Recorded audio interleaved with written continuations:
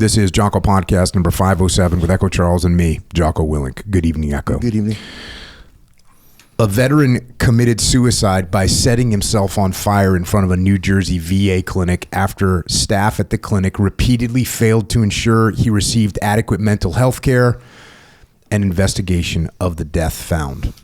Department of Veterans Affairs staff canceled an appointment Charles Ingram had in fall 2015 because a provider was unavailable, didn't follow up to reschedule, and when he walked into the clinic to ask for an appointment, they didn't schedule it until 3 months later, the VA Inspector General found. Ingram, a 51-year-old Gulf War veteran, had been approved to receive treatment at a non-VA facility, but no one at VA contacted him or scheduled an appointment. In March 2016, shortly before his VA appointment, Ingram went into the clinic in Northfield, New Jersey, doused himself in gasoline, and lit himself on fire. The clinic was closed at the time. Staff failed to show up on no-shows, clinic cancellations, termination of services, and non-VA care coordination consults as required, the Inspector General wrote in a report released Wednesday. This led to a lack of ordered mental health therapy and necessary medications and may have contributed to his distress. And that right there is from a USA Today article from 2017. And the article goes on to say that after the death, the VA, quote, allocated more clinical resources to the clinic, removed the hospital director overseeing the facility, and instituted same-day mental health services for urgent cases, end quote. And so some lessons were learned, but clearly at a devastating cost. And the VA is a massive organization with massive responsibilities, first and foremost, obviously supporting our veterans. And here's another quote, and this one is from an interview from August 6, 2025 from a YouTube channel called About Face Veterans. And it says this, quote, I sent the VA an email. They said they would send someone out to give me an assessment. And they came out and they gave me an assessment. And they said I needed inpatient rehab. They told me, and they talked to the judge, and they got the judge to let me turn my plea of not guilty into treatment in lieu of a conviction. The VA literally saved my life. The only two stops left for me were death and prison. And the VA made sure I had options. It was just up to me to put in the work, end quote. So when functioning correctly, the VA absolutely saves lives and takes care of our veterans, but it is no easy task. And like any endeavor, leadership is the most important factor in the mission success or mission failure. And the leader currently in charge of the Department of Veterans Affairs is Secretary Doug Collins. He's been a pastor, a lawyer, maybe we'll hold that against him, a representative in Georgia's State House, and a U.S. representative for Georgia's 9th Congressional District. He served in the Navy. He's currently serving as a colonel in the U.S. Air Force Reserve, in addition to his duties serving our veterans as Secretary of Veterans Affairs. And it's an honor to have him with us here tonight to share his experiences and his perspectives and what's happening today in the VA. Mr. Secretary, thank you for joining us. It's an honor to have you here. It's my honor to be here with you, Jocko. Now, I know you've been doing a decent amount of podcasts lately, which is awesome. It's awesome that we have some of our people inside of our government that are willing to just go out and do long-form podcasts, which it seems like in the past the government was very scared to do. Sit there and have conversations, people. It's very threatening. But let's just do a little bit of background for you. It's just a little bit about how you grew up, where you're from, etc. Georgia, right? Yep, Georgia, North Georgia. And in fact, I still live there. Been all over the world, but North Georgia's home. That's where my bride's at, and been there forever. She's went with D.C. right now, so it's good. Kids are there. I grew up in a sort of fairly just lower middle class home. My dad is a state trooper from Georgia, 31 years. I grew up a trooper's kid. Believe me, I fought the law. The law won every time. I mean, he's 6'2", 250 pounds. I was a scrawny 6'4", 130 pounds soaking wet. It was his ideal fun was pick me up in high school and put me in the back seat of the car on the patrol car on the way home. So it was it. Mom worked with senior adults, and so I grew up there and just had an inordinate desire to be involved in leadership, just going and being a part of our society, giving what we've had back. Lisa and I got married right out of college, and at that time thought I was going to go on a different path. God led a different way. I had went into was doing some sales, doing some work, and then answered a call to ministry. Got a master's, pastored for over 11 years. Mm-hmm. During that time, I served a little bit in the Navy. I actually came out here to San Diego. Was nice. my COT training, my commissioned officer training. What year was that? It was about 93 time frame, 94 time frame, and spent the summer. Was a little bit of time up at Pendleton. Nice. And doing a summer up there, and then spent for a couple of years. But I have when we started having kids, my daughter has spina bifida, my oldest daughter. She's 33. She still lives with us, but she works every day. I wish I had her attitude. So there's some things going on in the church going. So it was a chance for me to decide I needed it, because at the Navy wanted me to go full time, mm-hmm. and it was. And I said, and what were you doing in the Navy? Chaplain. You were a chaplain. Yeah, chaplain candidate started there. And did you work with the Marine Corps when you were out here? Yeah, that is. So as most people, really, if you don't know from the outside, the chaplain corps, JAG Corps, mostly the Navy is supplying that to the Marine, mm-hmm. And it was really a great time. So I've had the benefit. If you look at it over time, I've been with Marines, Navy, and Air Force. So I have a broad experience in each side. I got out for a little while I was pastoring, but in 2002 got back in. I'd been wanting to go back in for about a year and a half, and then 2002 made it happen, and I've been there ever since, 24 years. Was that September 11th? A little bit. It was something I was missing it. When you're out, and I know most people feel this. I love being part of the Navy. And I wanted to back in, but couldn't find a way, and that just heightened it even more. Mm-hmm. It's going forward to saying, hey, I got to get back in this. And during that time was also a transition from the church. Been there 11 years. We had a great success at the church, but I've always felt like life is sort of a dirt road, old country dirt road from where I'm at up in the mountains. It's always twisting. And an opportunity opened up, and it was just something my wife and I had settled down. She said, something's wrong. And I said, yeah, it is. And I said, we got to fix it. And crazy enough, it seems it was to go back to what I originally thought I was going to do back when we first got married. I was go to law school. And so here we are, 38 years old. I got 3 kids, a wife who teaches school, and I go back full time to law school, leave the church. Wow. My only income was reserve pay that I had once a month when I was at the 94th Air Wing down at Dobbins. And your wife agreed to all this. Yeah, it's amazing. And she's pretty cool gal. Wait, so how did you get to this point? You've got a good life going. You've mm-hmm. got things squared away. You're doing good things. You're doing the Lord's work. Yep. And then one day she recognizes that, hey, something's wrong? It had been going on for a little bit. It was one of those things that, it was, again, from a faith perspective, it was just I was leaving church, and we'd have, people come, people join. We'd had a building program. They're all going well.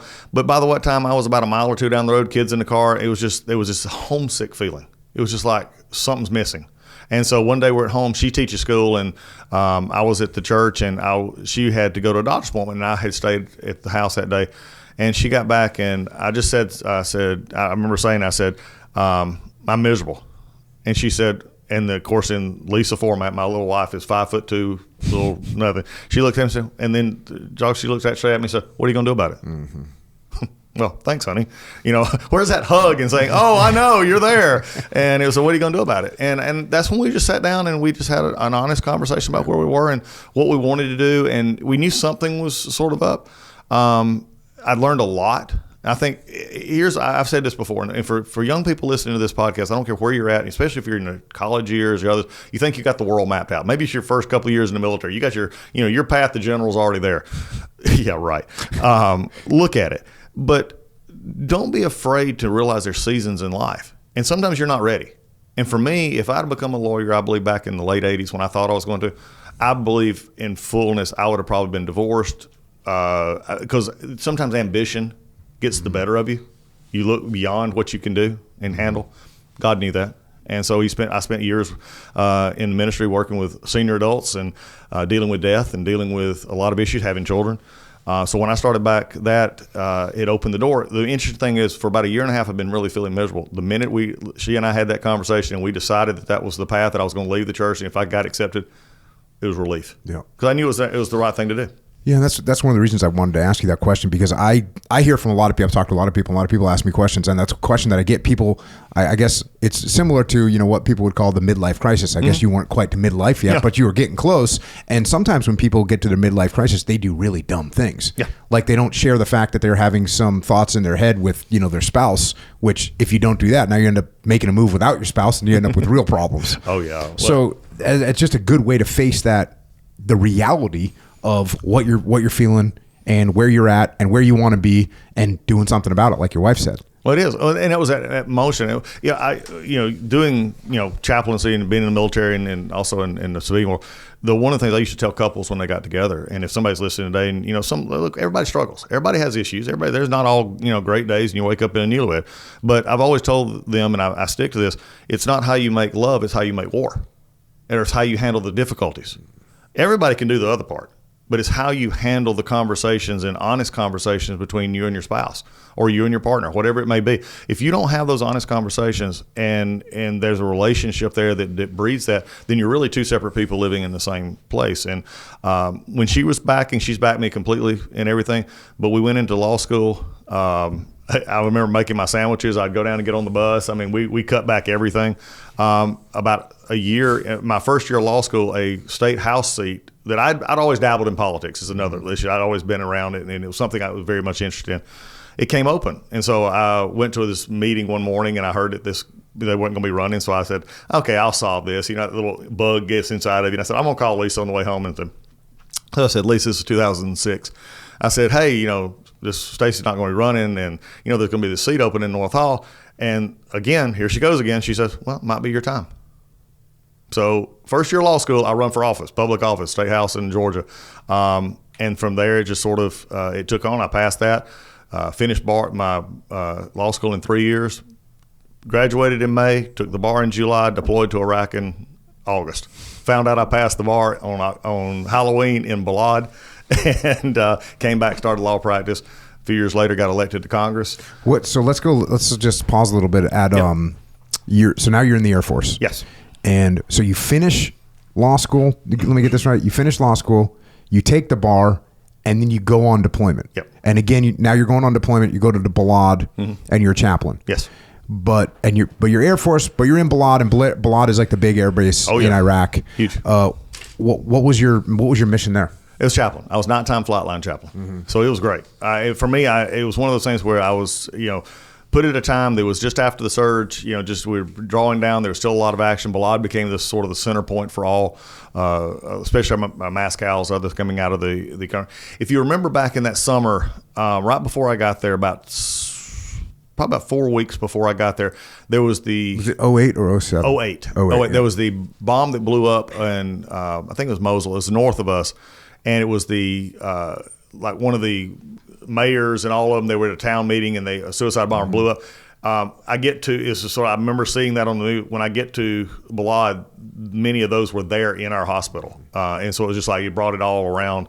Very stark reality. So at night, I would go out, and I had free. Basically, I ran all around the flight lines. Went over the Army side. Went over special ops. We had. I was their chaplain when we went over. Went out with the other folks in our security forces. One of the first times the Air Force was actually taking over perimeter duty since Vietnam. In that time, so it was really a challenge. And I would go out and get with them, and I'd go out in the Overwatch towers, and they loved it because they would get to practice. They would get to fire if I was coming out, because they could say, "Oh, well, the chaplain's here. We're going to fire. We're going to do live fire." So they, one of the gates had said, it gave me my cause. It was White Reaper. White Reaper. So you could hear them on the radio. White Reaper's here. White Reaper's here. Get up. So it was. That's an interesting call sign for the chaplain. Yeah, well, I thought it was pretty cool too. But it was there. But so it was something. It let me go into everything. Chaplains. I could have went. After graduating special law school, I could have already started transition if I wanted to go to the JAG Corps. Had no desire to. I was where I believed I was supposed to be. And so I would get to go and go into the talk, go into the other places and just be there and talk, go into the control tower at night when the planes were coming. And it gave me a chance to get into their life, understand what they were doing, but also talk. There was so many stories. I had several groups that came in, and I watched units come in. I remember, and it just instilled in me that this country is still, blessed with some of the greatest young people in the world coming forward. I had a young lady who was late for the deployment, and I had been going around to this, and I saw her, and I didn't recognize her, and because I was at those gates every night, and so I asked her. I said, "Why are you?" I hadn't seen you. I said, "Where you been?" She said, "Well, I just got here." I said, "Well, why'd you just get here?" I said, "Well, your unit's been here about a month and a half." She said, "I just had a baby." And she had a 6-month-old. And So she had worked up. I said, and I asked her, and my first thought was, here I'm a dad. I got 3. I said, why don't you just defer to the next deployment? I said, she said, this is my unit. They said, I'm supposed to come with them. And so here was an interesting thing. Here in the middle of the night, I would go by and see her about 2 to 3 times a week, and she would show me pictures and videos. So I actually watched her little one, even I think caught even a first sort of step one night. And, here we are both in tears in the middle of the desert. But she was there wanting to do her job. And so it was, I enjoyed it. I did travel a little bit in the country. But it just, for me now, it also just deepens my understanding of what we do at the VA. But it was a massive base. The hospital out there is pretty amazing. And what we did, if you came under, there was the discussion of many people have this vision of the flag that is coming. It's called the Heroes Highway was what it was. It's coming from the helicopters into the hospital. And they said, if you came in under that flag alive, you were breathing, you were alive, we had a 98% survival rate to get you to the next stop. And Jocko, there was many nights that I was there. We had units that were messed up, and I was with a lot of them. And there was one time, I still got the paper, the Stars and Stripes. So they used to, if you remember, they used to put the pictures of the deceased in there. And if there's a lot, there's some weeks there wasn't many. And I remember one week, I picked up the paper. I was at the DFAC and picked up the paper and looked in and opened it up, and there were 5 faces that I knew, that I had either been by their bedside, knew where they were. One who was, I still see his face, blonde hair, blue eyed. And he was struggling. And his unit, some of his other guys in the unit got his IED attack. And all they wanted to do was know how he was. And he got back. We was alive, but my understanding is he made it back to the States, and my understanding is, at least from what we thought, was his family got to be with him. But those are the kinds of things that you see, and it's infected me, and it affected how we operate. But it was also the chaplains. I mean, there's sometimes, there's always this belief, well, the chaplain's either throwing the Bible at you or come to service. The chaplain has a unique role in our military, and it's there to give you a place to go to talk to that confidential communication, to talk to get you through and be prepared. I always said that I was part of readiness, that my job was to keep you ready. I remember one guy, I got called early one morning. I'm supposed to get off at 7 o'clock that morning. I get a call at 6:45. Say, hey, chap, you need to come by the security. I said, okay, what's up? And they said, we got a guy here that we don't know what to do with. I said, okay. So I went over. And this is still just, I don't know, you've seen it before as well. We get there, and this guy, I said, okay, what's wrong? And he comes out to me. He just landed in country, made it to the phone, calling home, and his wife says she wants a divorce. Just made it in the country. I mean, I don't understand that thought. I do not understand hating, but in my mind, somebody that bad, that they're getting ready to go out and you're sending this in. This is infantry and Army. And so I talked with him for several hours because he was distraught. Mm-hmm. I think we just got to the point where we had to send him home. Yeah. I mean, it was just not there. And so that's a readiness issue. Mm-hmm. And if your mind's not ready, I always told people, and there's a lot of people I had to talk about, and sort of sometimes derisively so, the reserves and the weekend warriors and stuff. Frankly, if you look at our DOD setup now, or DOW now, Department of War setup. Yeah. Correct yourself, Mr. Secretary. Director of War.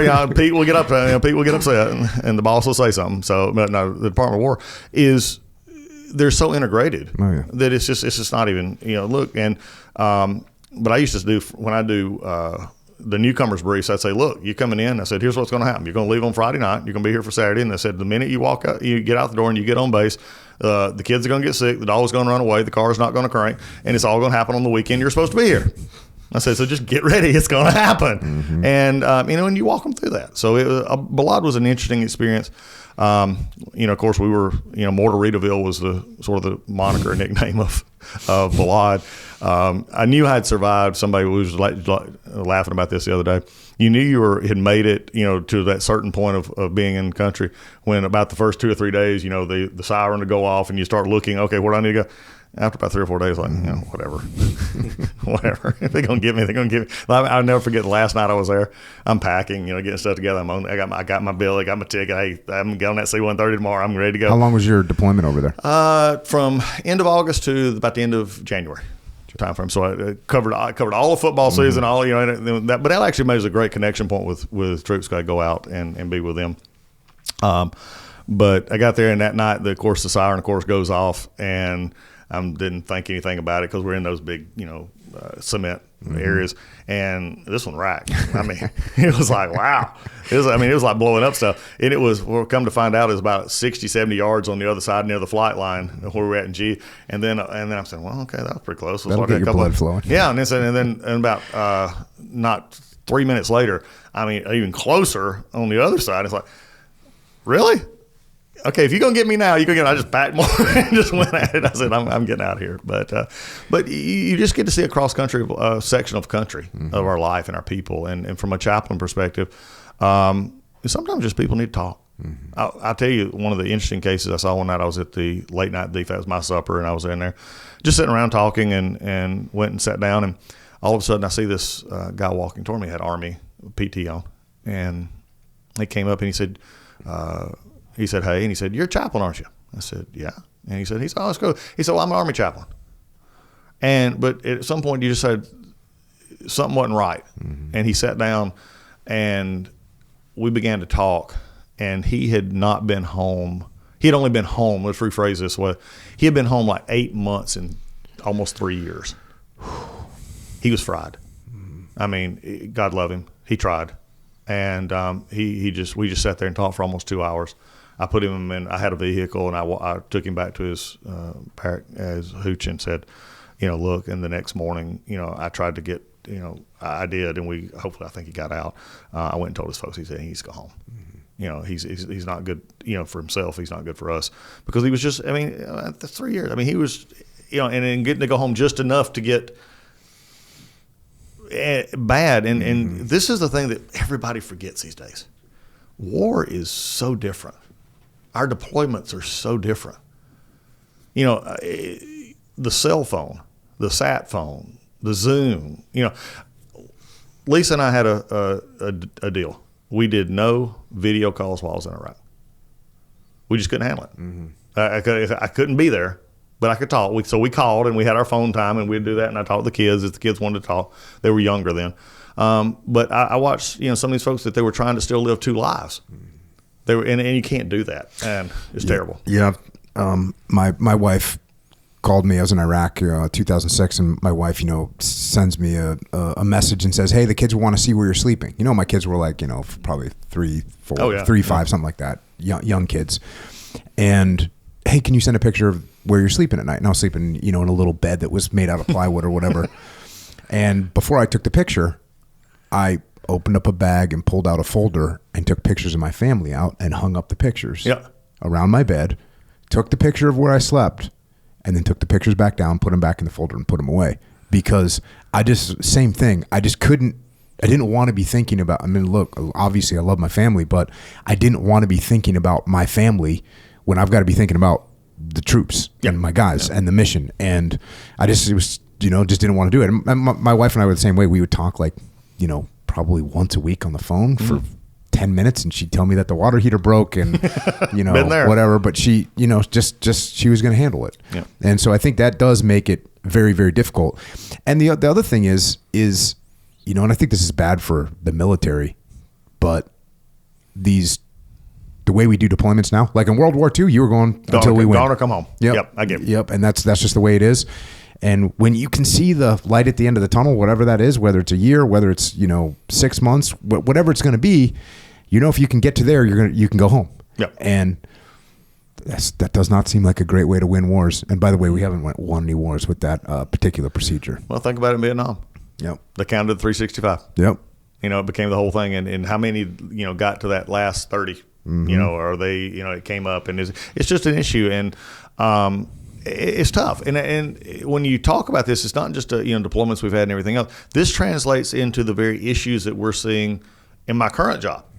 this translates directly into, how people are affected by that. I mean, you come home. It's almost like you're living, these dual lives. And now you even get into it today when you have the quote remote control wars. Mm-hmm. You have the drones. You have the stuff that we use all the time. The unmanned aircraft, those kind of things like that. But there's still people behind those. Oh yeah, I got a friend that back stateside killed a bunch of enemy fighters on a daily basis, and he'd go home for dinner. Yeah. And see his kids and, take his kids to the dance recital. And then the next day he's out killing people again. Yeah, that's a different situation. But, what does that do to the human mind? Well, it does. And we're seeing some of and that was when, there's been a lot of discussion on the issues of that with, you say, well, you never left X place. But, we're seeing PTS, we're seeing that kind of thing because, sometimes they're, you look at this, they're doing this long term. This has become, sort of an invested kind of mission, if you would, to be very generic, but it's something that they do, and they have to do it every day, and then they have to cut that switch on and off. And I think that's a different. It's not something we've gotten to really a good handle on. How do you handle that? One of the areas that we're doing is we also have some of our shorter time frames now. We're doing everything we can to, we'll get you in for 4 years, we'll get you in for 3, 6 years, and the reality is, all of our studies are showing today that and this is just an interesting look, that the shorter the in-service time, so the shorter, like the 4-year stint, the 6-year stint, even, a lot shorter, are our most at risk later in life. It's not it's not those of us who've been in 24 years, and that it's those that, especially in the last 25 years, have come in. It still amazes me too, Jocko, how many people think that right now that we're at this quasi-peace kind of stuff, and we don't have anybody anywhere. We got people all over the place, and you can just publicly look at the paper and look at that, but it's still going on. This ops tempo is high, and when they're in for 3 or 4 years in this high adrenaline, high impact environment, and then they go back out into the world. And the world is not high adrenaline. The world is not high impact. You don't have your buddies beside you. You're not have a common mission. You got to make choices again. We've not had a chance to sort of what I call, we break, build, but not mend. Mm-hmm. And so I think that's going to be the thing that we're having to really seriously look at. And it's not just, frankly, the newer veteran. That statistic holds through all the way to Vietnam. Really? And people who have unfortunately, chose death by suicide, even in their 50s, 60s, and older, there's that percentage, that very high percentage, had shorter term enlistments and shorter term service. So there's got to be something there, that you got to look at. It may not be this 1 + 1 = 2 kind of thing, but there's a 1.5 in there somewhere. Got to put it in the calculus for sure. Now you're over in Balad, and clearly a lot of casualties are coming through there. Yeah. And although most of them live, a lot of those guys, they might live, but they got serious issues, major wounds, physical wounds, mental wounds, the whole 9 yards. And of course, not all of them make it. You just mentioned the Stars and Stripes with 5 guys on the paper there. As this was 2008 that you're there. We'd already been in Iraq for 5 years. As you weigh out, you got to see what this costs. Mm-hmm. And as you weigh that out, and as you look at what's going on in the world right now, it seems like we need to raise the bar quite a bit in terms of when we go to war. Mm-hmm. I think so. I think what's disturbed me more as we go past this is what's happened in the end results, the out years. Okay, and sort of it's a good movie, good book, good song always ends in a way that hooks you, I guess is the best way I can describe this, or it ends in a way that's fitting to the cause. And an end that doesn't fit sort of that whole area of how we're doing it. And I think that's the part that has become so disturbing for many of us. If I'm not mistaken, and it's a lot of time gone past, but it was less than 2.5 years after I left that we shut down Balad and turned it back over. Yeah, pulled out, yeah. I think it was 2010, 2011 time. Yeah. And I thought about that to myself. I'm saying about how much of our precious life was there. And all of a sudden, we're gone, and we see what happened within a matter of years. And I just got asked this the other day. Anyone that had been in Iraq knew that when we left, if we left completely, it was just a matter of time. And anyone that had served in Afghanistan, I didn't serve in Afghanistan, but everyone that I knew that served in Afghanistan, said, oh, if we pull out of there, it's going to get overrun by the Taliban very quickly. Everyone thought that, except for, I guess, the official intelligence reports coming from the Pentagon, which said, no, the forces are ready and the Taliban doesn't stand a chance. And they said, well, they might do something. Oh, it's going to take them 7 days. Oh, actually, they'll be there in 3. Yeah, it's game over. Yeah. Well, by the time we acknowledged it was over. So I think that's the part for me that, yes, it raises the bar on where we should be and how we should be. It also goes, frankly, from a perspective, and I'm, not in that chain of command, but looking at it from someone who serves, is this idea, you do it or don't. Mm-hmm. You do it or don't.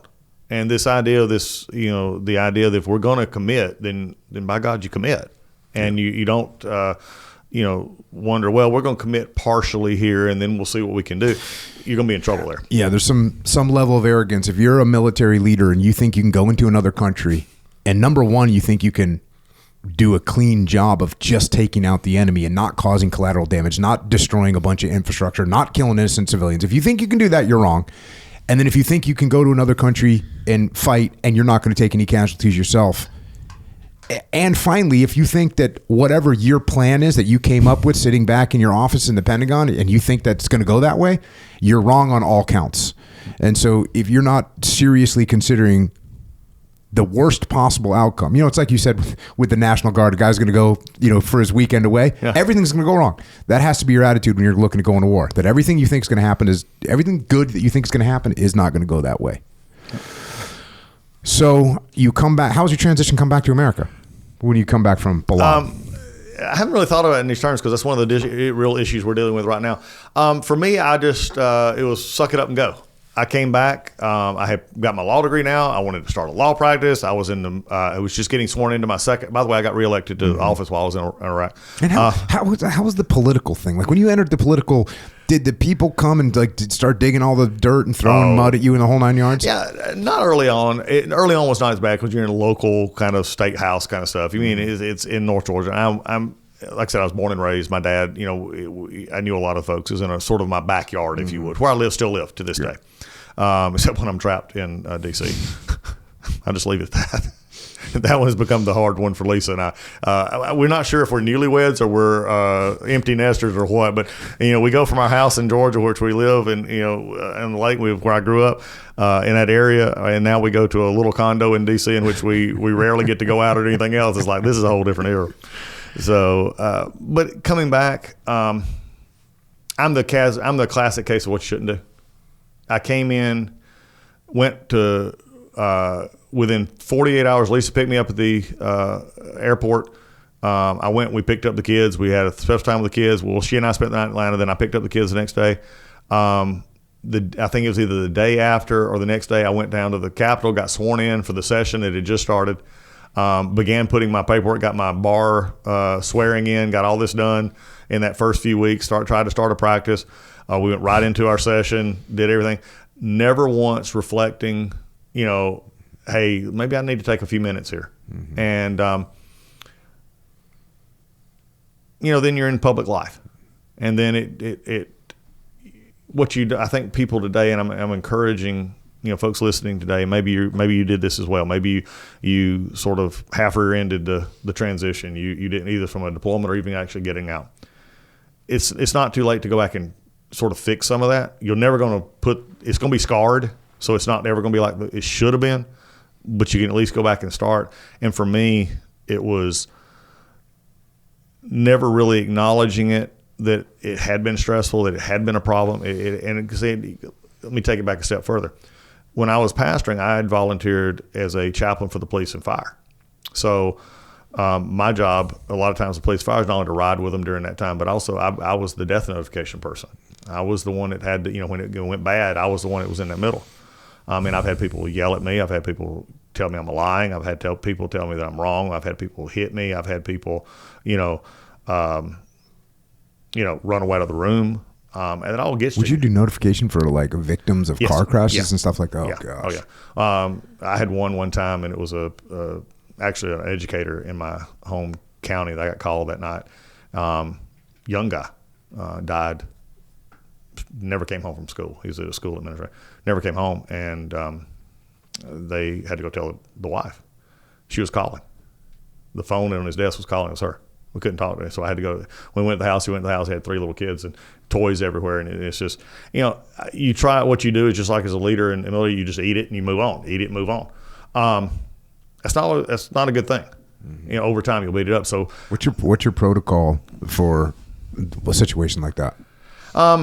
For what we'd had then is you would go up, and one of the things that you learn early on is there's no sugarcoating what has happened. I've had so many times I've had to train chaplain, because the good part of it is I came back as a chaplain a little bit older. I had a good bit of experience already. I had like 7 years, senior pastor experience. So when I came back in, and especially the younger chaplains, I'd say, they do this. Well, you go in and you see, well, we're sorry to say, but your loved one's no longer here. What do you mean they're not here? Mm-hmm. So, or they have went on. Well, what does that mean? Mm-hmm. And so really the protocol is to come in and you acknowledge who you are, tell them who you are. And then this is why, frankly, this is one area that, again, for all our military folks out there, I'm just saying a preference. I'm not dealing doctrine here. We put that on the officer. We put that on the line side, so to speak, and we have the chaplain there sort of support. Frankly, it should be reversed in my mind, because I can't tell you how many times I've been in the car with an officer, that they had to go. They didn't want to do this. They're looking at me terrified. Mm-hmm. They never done it before. And they never done it before, because you're not. How many times you train for that? You don't train for that. And frankly, sometimes a lot of us didn't either. So you get in and you look across the person and say, Jocko, I'm here tonight because, and I'll try to call them by their name, was killed tonight in a car wreck, or they were killed And at that moment, you've pulled the pin, so to speak, and you got to be ready for anything. And at that moment, I've had them just simply collapse. I've had them, like I said, get mad. They run. They do, and then you talk with them for a little bit, as best you can, and you try to hit them where they are. And some of them, it's just, how could this happen? They want to know, but sometimes it's just, this is where we go. One of the things that I've learned over time to try and deal with it, and people, because the obvious answer to the question to that is why? Why did this happen? Why? And I tell them, you're asking the wrong question. Why? Although you want to know why, and I get it. Why is not the right question. What is the right question? What now? Mm-hmm. It's not why. You may not ever get that answer. Well, why didn't I go with them? What? What do I do now to take what I have and move on? And so, back to your question, when I transitioned, out from the deployment, I never took, really that time, because I didn't think I had to. I'm, chaplain, and you got to go do this stuff. And so it really, I tell you, over time, built up, and then you talk about the national politics. So when you hit Congress, when I ran for Congress in 2012, which was just a few years later, that's the NFL. The lights are on, everybody looks at you, you hear it all, and even in a district like mine, which was very safely conservative, you still get it. And then when you get to D.C., the lights are on it. So it's always this constant tension. And really it started hitting me, and I started noticing later the buildup was when I was in Congress. I became the ranking member of Judiciary Committee in 2018. At the end of 2018, into 2019, that was the Congress that first impeached the president, had the Mueller hearing. So I was the lead person on judiciary, which was all this was on. We had the massive hearings, and I was sitting next to Nadler, and it's just this constant struggle. And I started noticing that you start eating more and more. So the reason I tell you that whole story is I wish I had taken a month, which I could have, and just said, hey, I'm just going to rest here with the family. I'm going to think about it. I'll go talk to somebody, just say, hey, it wasn't terrible. I wasn't injured per se. Mentally is a different issue, but they get it. And instead, I let that scab over, let it become a callus, still there. And over time, those calluses get removed a little bit, and as most would know in this. So I would encourage everyone, use their time in transition. Find, even if you don't think so, I found, I don't know from your perspective, did you ever find stuff coming back that it was little things? It was not the big things. I mean, our house could fall down and be burned outside. I'm calm as a cucumber. I start watching something on TV or a song come on, and all of a sudden I'm in tears. Yeah, I mean, certainly, like hearing the national anthem can make me, make me tear up for sure. And yeah, there's like little things, little reminder of my friends, that I lost, that can definitely catch you off guard. And And, I was trying to explain to people that, one thing that makes losing someone so difficult is when you're an adult, you're supposed to have control over your emotions. And there's going to be some emotions that come your way that you're not going to be able to control. And that's very scary, because if you can't control it, then you think, well, then I've lost control of my life. I've lost control of my emotions. I don't know what's going to happen. And what I tell them, which I've found to be true, is those emotions are going to dissipate over time, and they're going to become less frequent and less strong. So, and then people run into the problem where they think that because their emotions are less strong and because they're less frequent, then they're a bad person because they're, moving on, when they're not a bad person at all. You're just processing what happened. And that's what you're supposed to do as a human being. And that's the way life goes. And by the way, people have been dealing with loss forever, and there's not one single person on this planet that hasn't had to deal with loss, and that's the process that people go through. And one of the things I think that hurts America is we've got such a diverse culture in America that we don't have a protocol, a set protocol to deal with loss. If you look at other cultures, they got their little protocol that you do. It's like, oh, you're going to go to this ceremony, you're going to do this thing, you're going to say this thing, and then that mourning period's over, and then you're going to move on. But in America, it's kind of wishy-washy. It depends on what religion you are. It depends on what your parents did. It depends on what their parents did. And by the way, you got two sides of the family, and they have different traditions. So you end up just going, well, I know I'm supposed to be sad. Yeah.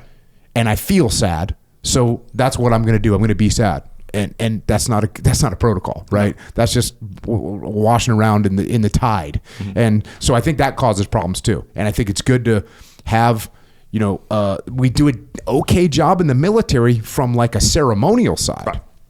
But we don't explain that, hey, that ceremony is taking place for a reason. There's a reason that you're doing these things. I mean, even the act of burying someone is, if you think about that metaphorically, it's like, okay, like you're burying them, you're putting them back into the earth. And like, if you think about that from a metaphorical perspective, you go, okay, they're still there, but I have to move on from it. So those are some of the things I think help out. So to answer your question, yes, do some small things, make me feel sad? Yeah. And I've had this conversation with many veterans. That's totally normal. Yeah, like very much so. If you think that you're not going to think about your friends that you lost, that were your brothers, and you're not going to be sad. And I had a guy on my podcast, Colonel Tom Fife, who he was in World War II, Korea and Vietnam. He got a Purple Heart in World War II, Korea and Vietnam. Wow. And it was very reassuring to me because we were talking about his career, we were talking about his life. We go all the way through World War II, we go all the way through Korea. We get to Vietnam. We're talking about Vietnam, and he was a battalion commander in Vietnam. He started off as a private in the Army. Now he's a battalion commander in Vietnam. And I asked him the question. We were talking about what operations they were doing, what the op tempo was like, and what their mission was. And finally, just all good conversation. And then I say, well, how many casualties did you take in your battalion? And I asked him that question. He got choked up. And I realized at that moment, I said, oh, this guy, the Vietnam War was whatever it was, 60 years ago.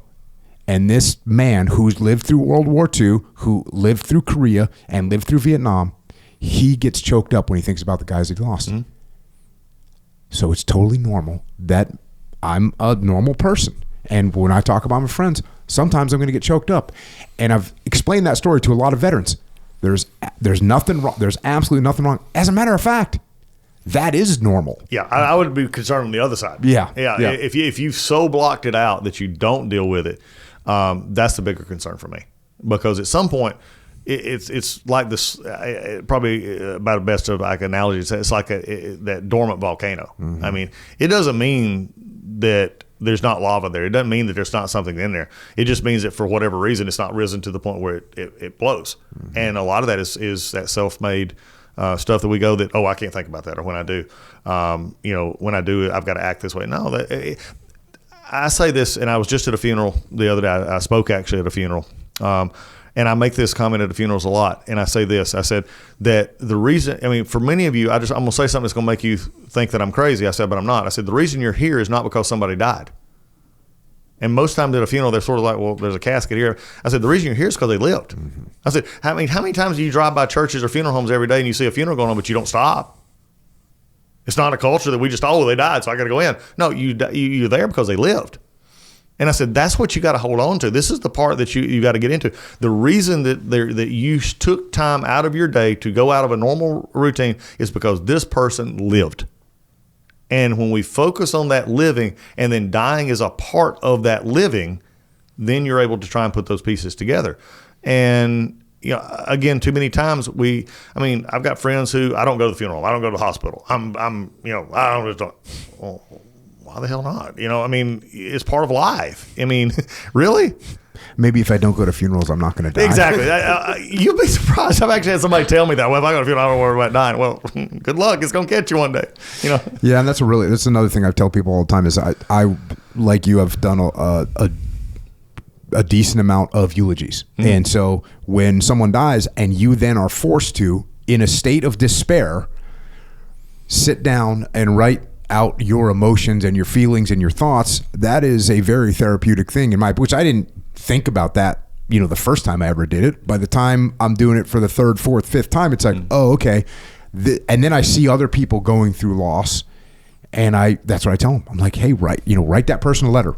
It doesn't matter if you ever deliver it at the church, but write that person a letter. Tell them what you thought about them. Tell them what you're going to miss about them. Tell them what you're going to do now that they're gone and how you're going to carry on without them and how you're going to make them proud. Yep.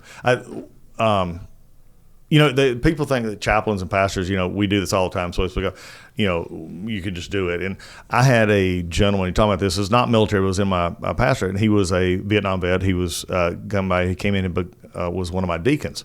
And I saw him that morning at church, and we talked about it. We were having this issue that we were trying to get some stuff done, and he was an old cop. He came back. He became a cop in Atlanta. David was his name. And so he treated me not like a pastor with that kid glove kind of pastor. It was just, I was just one of a guy. I was a little brother that he didn't really care. He would tell me if I was get my head out of my rear, and he'd do it. And I saw him that day. We had kids in the car, and I'll never forget. Last time I said to him, "All right, I'll see you tonight." That afternoon, he went home. He was in the backyard doing some stuff, I think, with the grass, and he fell over dead. Had a heart attack. Went to the hospital. Still remember walking. I've done that hundreds of times, but that one was just different. And it was about the time of this transition I was discussing. And I went in, and I remember leaving. I did my thing that I was, be there as a family, have prayer to. And I remember just walking out the doorway with some others, and I just started walking. And I had one of my gentlemen who was a little bit older than me. He followed me out, and I was just walking. And I was walking out of the hospital one day. He said, "Where are you going?" I said, "I don't know, and I don't care." I said, "I'm done." I just got to the point where I was tired. And here was somebody that I had depended on, that it helped me, and it was gone. I was mad at God. I was mad at the world, and it was just a struggle. But I went through the motions of, doing the stuff with the family, getting ready for the funeral, which was going to be in I think 2 days after, or whatever, 3 days after. It's going to be at the church. I remember going in the office, and my secretary, Mary, who was like a mom, and I said, "I don't want to do this." And she said, "Well, I understand, but we love David, but you got to do this." And so I don't want to. I'm mad, and she sort of just walked me through it as only she could. And I remember sitting in that room, in her little office, up from mine, and I'm sitting there, and there's a passage in the scripture where Jonah was, if you remember the biblical story, there's Jonah in the whale. We all talk about it. Well, most people don't realize that the reason he got in the whale is because he didn't do what God had wanted him to do. So that's how he ended up there. And then he went and did it, and I'm doing my North Georgia, paraphrase here. He went and did it, and then he saw that it did exactly what God said, and he got ticked about it because he didn't like the people he's supposed to go see anyway. So he's sitting under the shade tree, shade bush or whatever you want to call it, and he starts complaining. Well, God takes away the shade tree, and it's like, what have you abandoned me here for? And God made in the scripture. The scripture says that God told him, he said, "Look," he said, "What do you grant me?" He said, "I gave you this. I gave you the shade. You're complaining about something you didn't have anything to do with it." And I remember sitting there. She's talking. This is the weirdest thing. She's talking to me, and I'm here. That just came into my head, and it was basically like saying, "Get over yourself. I gave him to you to help you through a time. It's now time to do what you need to do." I tried to then go back, and I just sort of calmed. I walked back to my office, and I started thinking about what I was going to say. Never could. And so the morning of the funeral, I got up and I wrote him a letter. And when it got time for me to do my part of the eulogy in the service, I got up and I told everybody, I said, I've struggled with this. I don't know what to say. So I said, I'm just going to simply read the letter I wrote to him. And I read the letter. Probably the shortest, one of the shorter eulogies I did, but it was about a 2-page letter. And I just wrote it to him. Talked about the things that you just talked about. We didn't get to build that pole barn, but I'm going to figure out how. Yeah, we're going to make it happen. We'll make it happen. And so it was therapeutic. It was writing it. One is reminding me in our position in the world, it's all about us, and sometimes life will remind you it's not. But also being able to write that down, being able to just say it in words that I couldn't have said any other way, lets you remember that that person meant the world to you, will still mean the world to you, but they're not just going to be there. And I think that's a big difference. So, finding your ways to cope, and in our society, we sort of frown on that. You got to have those moments of coping. And in this fast microwaved, get it now. I mean, think about how many times, I can't think of how many times in life I get mad at a drive-through. Jesus, I said, I go in and get a cheeseburger, and it's like, well, are they ever going to go kill the cow? It's been all of 6 minutes, and I'm upset I can't get a burger. We got to have a reality check in some ways in our life, and I think that's the way, unfortunately, military sort of builds that in a different way. Yeah, and when you mentioned that, you didn't take that month, right? No, I didn't. You didn't take that downtime. When did that kind of surface? The fact that you look back and you go, "Man, I needed a little bit of a breather there." About 2 or 3 years later, it was, and we were, again, going back to my bride, who Lisa is, I truly believe, given, and we're together for a dear purpose because she has such insight into me and I into her. But we were talking, and we go back, and sometimes you look and you're trying to transition to something. And I said, well, I didn't spend enough time learning this, or I didn't. And going back on it, she said, well, part of that is you just had to go do it. And I said, yeah. And sometimes it's you start figuring out that you should have done it because of what you can't do now. And so there's some things that, if I hadn't went into politics, which I think, was part of this whole plan, but from a legal perspective, I didn't go get a mentor and a help, even though I was, 30, 40 years old. I needed somebody to go help me with the basics. I just started off a practice and said, hey, I'll just do this on my own, type A at me. Well, I needed to be at a firm to be taught. And what did you do at your firm? I did everything. I was a walk-in. If you walked in, buddy, whatever you got. But if I walked in, if you had business, you had a divorce, you had criminal. I did it all. I was called storefront law, baby. And how long did you do that for? How long did you run that practice for? About 4 years. Did you enjoy it? I did. It was an extension of pastoring. In a way, you'd be how many times the pastors get asked legal questions, kind of thing. And it's like, well, pastor, help me here.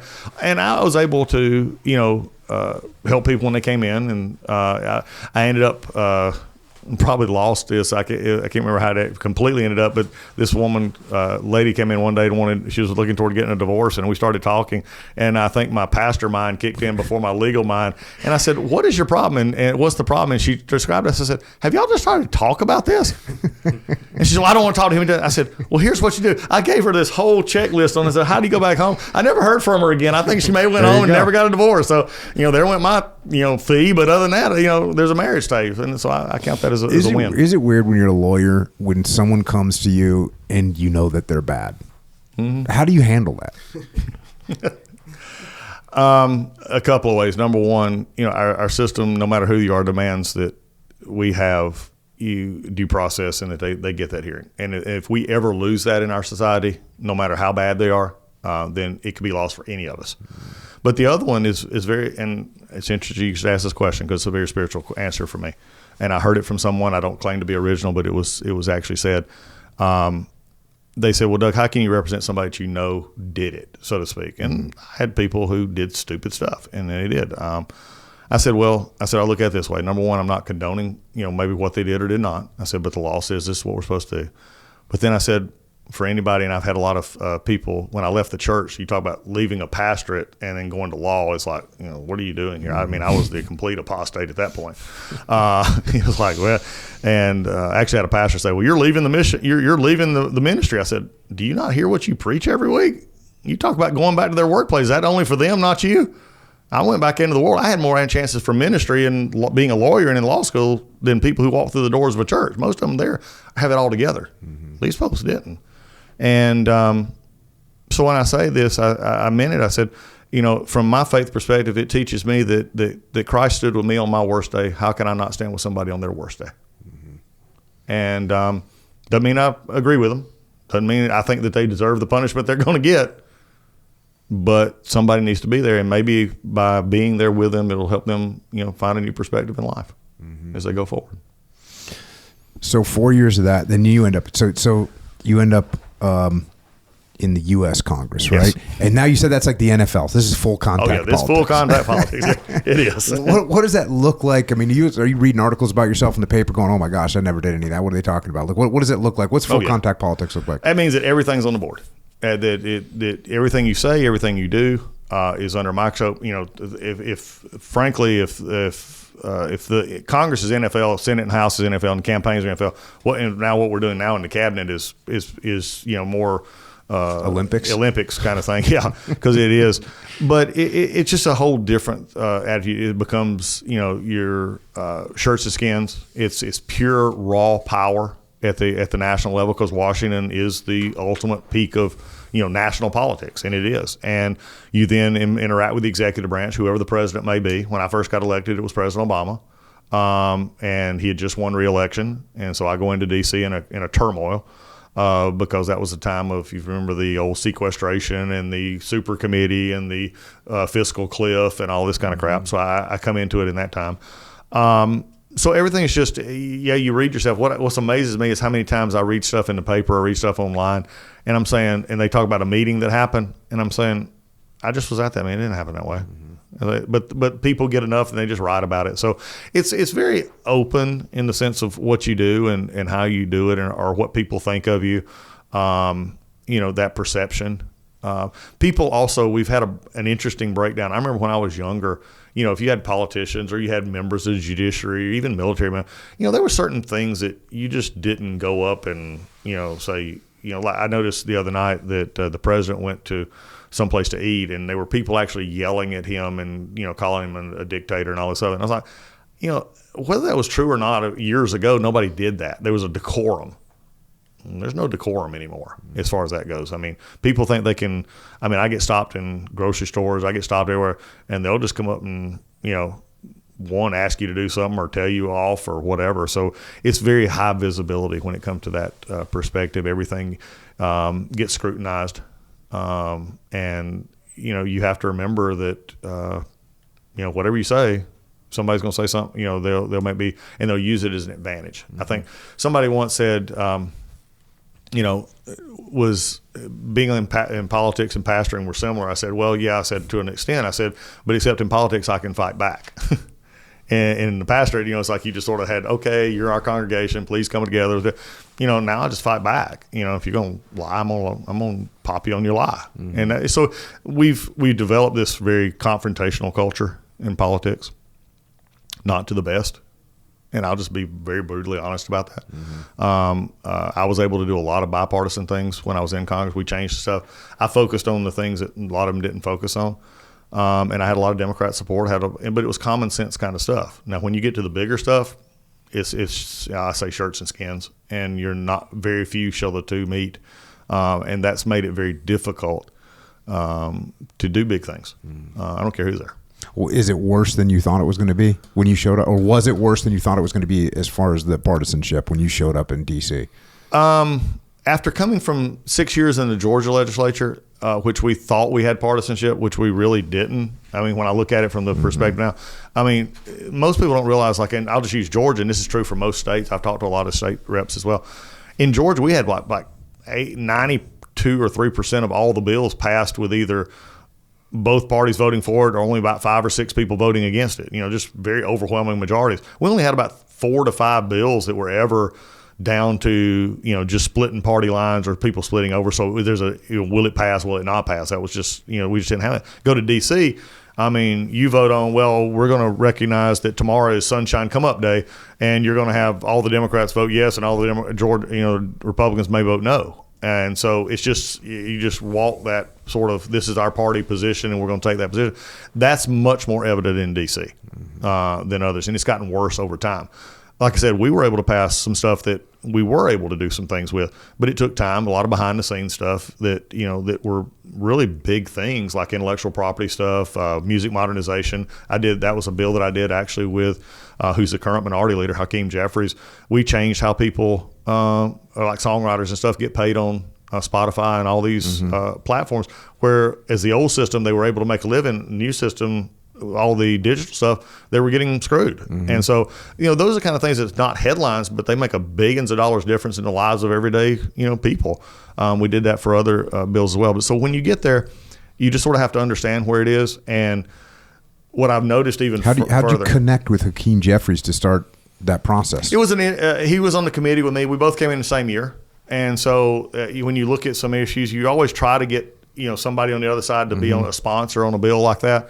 And it was really interesting. He would handle sort of his side of the house. I would handle sort of my side of the house. And we got it through the Senate. And we did some criminal justice reform work. We did some trade secret stuff. And, it was just big bills that made a big difference. But it was just stuff that you were able to find common ground that wasn't the hot button issues that everybody was going to talk about. And you obviously have to have conversations with him, sit down, talk to him. And it's like you're treating each other like human beings. Yes. I've jokingly described the Congress as the WWE.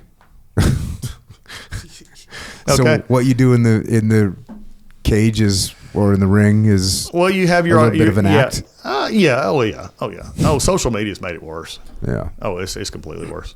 It's 5-minute questioning. I'm one of those open kind of guys. That's why at the VA and the people who don't like the change we made, they just sort of attack. But I just said, look, if we're wrong, I'm going to tell you we're wrong. If we're right, I'm going to tell you how we're right. And I'm going to fight you either way. We're going to do this. But yeah, I have it all the time where, the 5-minute questioning that we see all the time in Congress. I once asked, because there's a number of people on that committee, and so one day your staff kind of helps you get this, because the one thing is right now we expect members of Congress to be experts on everything.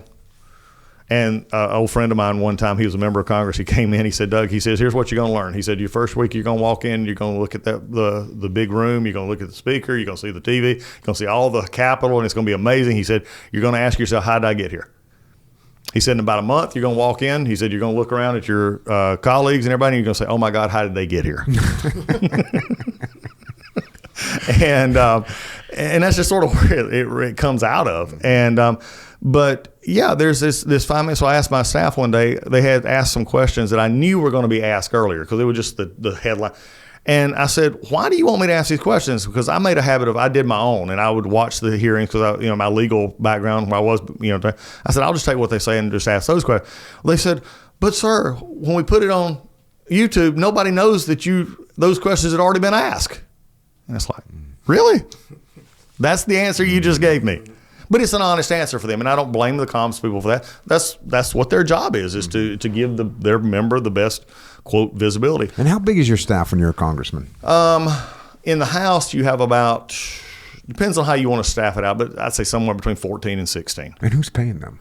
Government, federal government. There's a budget for each office. It's called the MRA. So you get about I may be off on this, but I want to say it was like $1.6 million, something like that. But that takes your district for your whoever's in the state and also who's in D.C. And you typically have 7, if you're not in leadership or in a committee, you typically have about 6 to 7 in your D.C. office that handles all things. Because remember, as I just said a few minutes ago, we expect them to be experts in everything.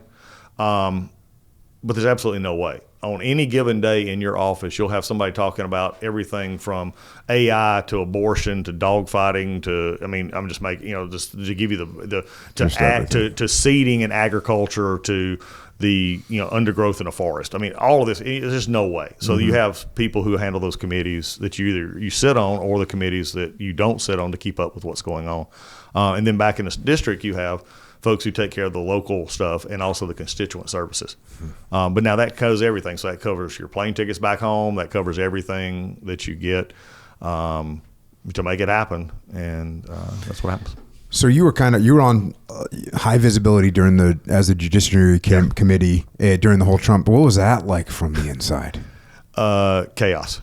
It really was, because what I noticed something, I noticed from the moment the 18 election occurred. Now 17 and 18, those first 2 years, it was building just sort of storm, and we knew that a lot of the Russia stuff was fake. We knew that it was we couldn't put our hand on why it was, but because they were hiding stuff, which Tulsi and many of us have now found, cash and the rest. But so myself, others on the committee, of course, David Nunez, Trey Gowdy, many of those had worked on this. Well, 18 happens, and we knew that Chairman Goodlatte was going to retire, and he wasn't coming back. I was not the most senior person, but I had done a lot of work. And so we had made a lot of friends. I had been part of leadership in the House. So we made our play for what would have been chairmanship. Well, we lost the race, so it had been what's called ranking member. So I was the chairman for the Republicans in essence. And I noticed the change right after the November election when the Democrats won again. And they went from folks that I had worked with, now they didn't want to work. I remember a bill that was, and shows you an interesting, it was an anti-Semitism bill that finally I think the president actually tried to put into executive order in the first term. We were simply aligning the anti-Semitism language with other agencies in the state and in education from State Department and others. We'd worked on this for like 3 Congresses, and everybody, you go, well, that's a First Amendment problem, and we'd worked through it all. By the time we got it done, it was going to be fine. It would have been a good bill. Me being ranking member gives me some power on our side to boost that. So I said, right after the first, I said, I'm not going to be able to work with Mr. Nadler, Jerry Nadler, on a lot of things. I said, but this was the area because Jerry had looked at it. Some of the other members in his side had worked on it as well. I said, let's go ahead and push this through. I said, it's something I can work with. Well, we got some language problems. Don't want to. So here was a bill that we could have easily gotten passed in their side because they were pushing it before. All of a sudden it became, well, we're not going to do this. And it became a partisan issue. It became, we're not going to put Trump, we're not going to give Trump any victories. So it was chaos from the beginning. I mean, Matt Whitaker, who's become a dear friend now, he's a NATO ambassador, was the interim attorney general at the time before Barr came in. And the first thing they wanted to do was get him in because they wanted to see if he was doing anything with the Mueller investigation. And so that began my year. I actually ended up writing a book about it. It was called Clock in the Calendar. And there was some of my speeches. If you go to YouTube, you can look up this time. And I started saying this is all about the clock in the calendar. And what it was is they were trying to do what my opinion was, and I believe they in some ways succeeded, was to tear down the president for the next presidential race. And that's all it was. And so it was a race against the clock and a race against the calendar. We thought we'd beat Mueller.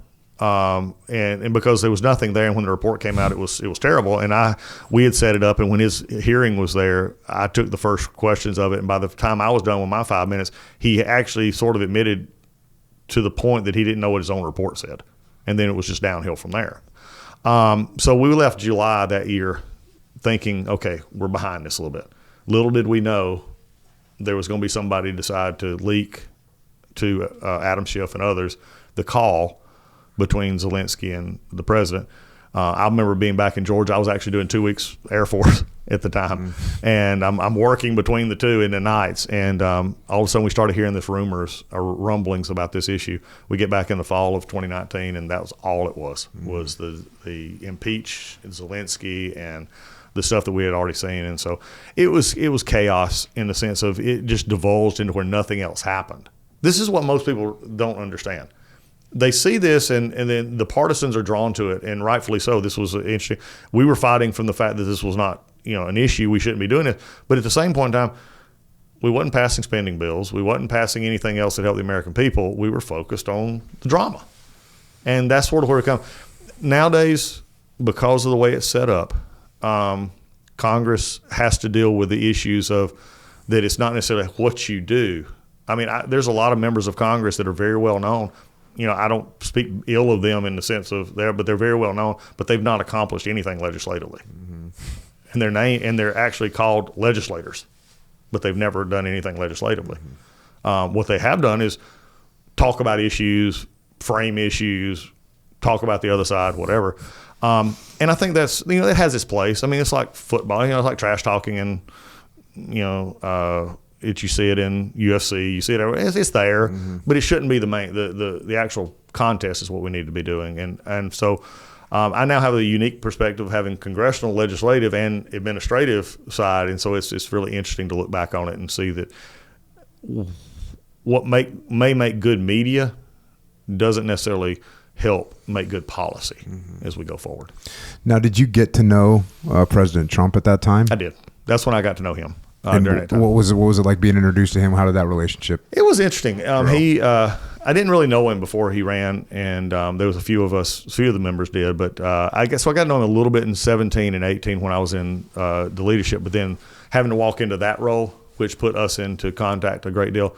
I saw somebody who really wanted to do something good, but was very frustrated with it. The lies, a lot of what was going on, the constant attacks, the constant, nothing was going to get done. And even internally, it was just dealing with the government that he came in thinking, hey, like everybody else, let's make deals, let's work with this. And I think by the time 18 rolled around, he realized that it was just, they want to get me. And that's all they want to do. And he was in fighting mode. And believe me, there's been no better president in the last, I don't think there's another president in the last 100 years that could have withstood what he withstood and did what he did to fight back and to do the best he could with what and then to see the things that he was doing in those last part of the years. I mean, the Abraham Accords, the stuff that we had going on, defeating ISIS, defeating these kind of things, they don't get any discussion. And this is not just a partisan speaking. I did history in college. Look at what happened here. Why aren't we, you may not like the individual, but you got to look at least these accomplishments. He took on historical black colleges and universities, made permanent funding for them. We took on, criminal justice reform, which actually helped, large positions of our population, which I had a great deal of interest in getting them back into society and getting them back as being, husbands and fathers and family members and taxpayers and getting them back to a life instead of us just incarcerating them forever. And making them better criminals when they got out. I mean, he did all of this, but yet the only thing people want to talk about is we impeached him. All they wanted to do was impeach him. They knew they had no hope of it going through, but they had to do it because that's what they're based. So with him, you sensed his frustration. I kept up the relationship, of course, after I got out during that year as well. And what made you decide to get out? I ran for Senate. A crazy thing, but that's a whole another 3-hour podcast. But I ran in Georgia, and it was one in which we thought we could have won. It got our governor had played in that and appointed someone else, and I ran ahead and ran because I thought we had a chance that we could have lost. Kelly Leffler, who's now in the administration, we're friends, but I just thought I could win, and she couldn't at the time, and that's why I ran. We ended up losing both seats in Georgia in 2020. So that's how you have a very conservative state has two Democrat senators, and over time. But so we kept in touch, and it was just over time he would call, and I'd call him, and we would just communicate. And then what'd you do when you were out of a job? I started to practice law for a little bit, and that didn't work out real well. Going back to that, remember that scab we talked about? Yeah. It just been so long. I've been out of it. I hadn't practiced that long anyway, and then I got back into it. I enjoyed it. I went with a firm this time that was really good. A guy that I knew. I never worked directly, but he allowed me to be a part of his office and just, rent office space and stuff like that. So I took on some small cases, but realized pretty quickly that I was doing some other things with, staying involved in government politics, that it wasn't there, and I didn't have the resources, the money to hire anybody to help me, so to speak. So I just sort of, after about 8-9 months, I just said, no, I'll go do the other stuff. I was working with some consulting and doing that. So that's how I got out.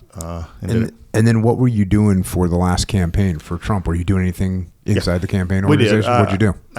I'd go to rallies. I'd go do interviews. I'd do a lot of media. I did a lot of media over the last 4 years. And so did social media, but also did Fox, did Newsmax, did, CNN, did, others. Because I'd raised a very large profile from 2019 and 2020 from being on, everybody's TV. I mean, there's probably, some of those Mueller hearings, I mean, we had 25 million people watching at any one time. I had clips of opening statements or questioning that were getting 15 million views on YouTube. I mean, it was because they were just being over and over played.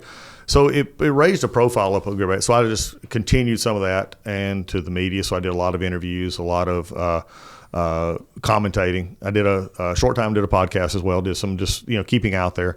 And so when the campaign really kicked in, when he said he was going to run again, and then it through the end of 23 and then 24, so he would do rallies. I'd go speak at the rallies, and keep up that way. And we'd always just conversate. And what did you think? Did it feel like inside the campaign like Trump was going to win? Or was it a question? And no, I always thought he's always going to be the nominee. That was never a doubt. Okay, I knew some of the others. I had served with Ron DeSantis. I had served with others, and I said, no, he's going to win this. The people. President Trump is a force of nature unto himself.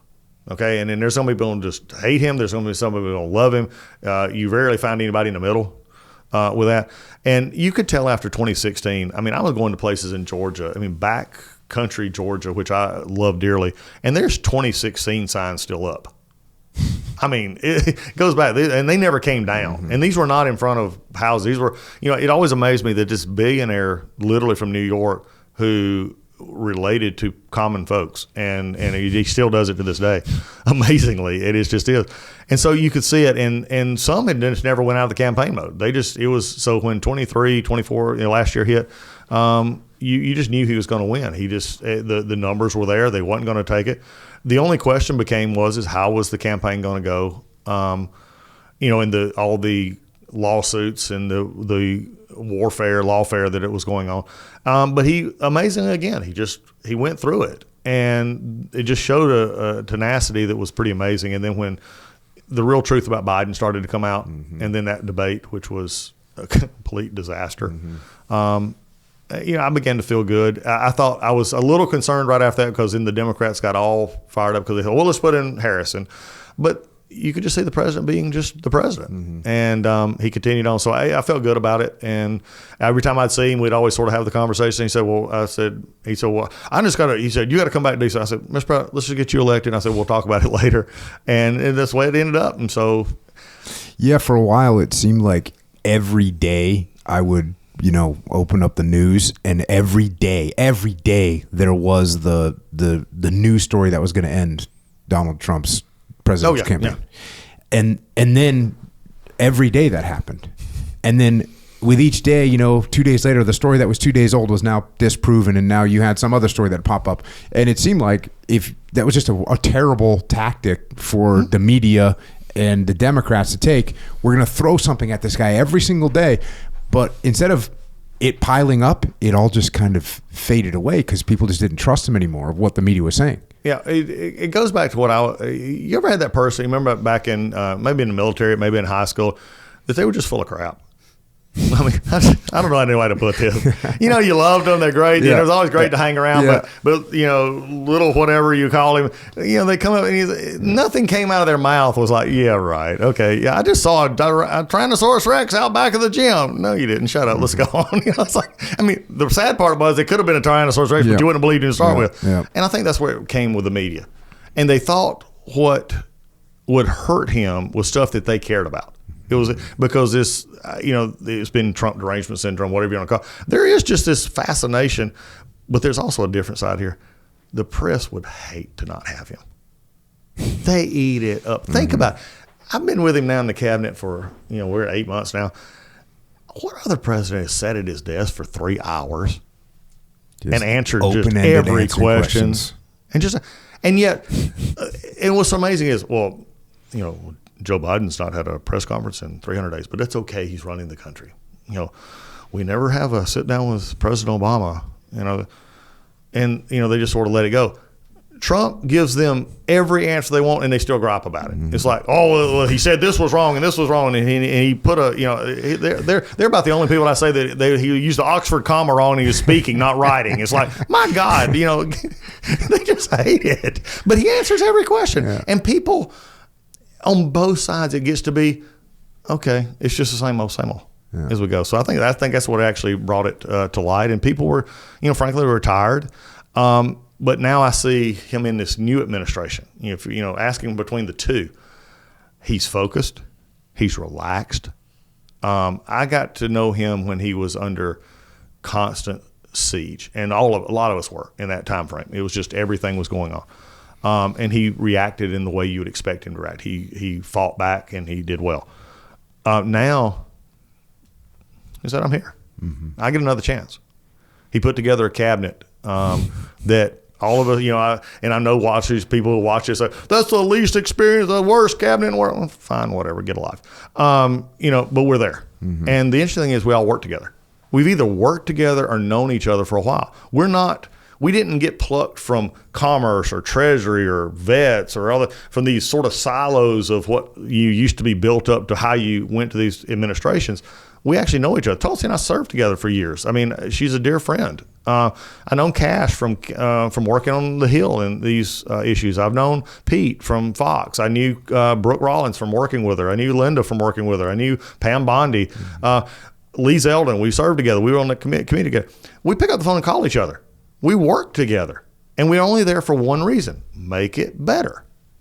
And I think that's what's given the president the ability to go set an agenda, let this agenda go. It's going, and we're coming through. We're seeing the results of the big beautiful bill. We're seeing it's slow in coming. But you're taking an economy that had been so government centric for so long that now we're saying let the real enterprise start going here, and we're seeing it work. Veterans are being experienced because they can start jobs, they can get stuff. People are seeing inflation going down. They're seeing gas prices down. They're seeing the eggs down, if that's the big thing for the moment. So that's when you see this stuff happening. So I think he is very focused, and he's willing to.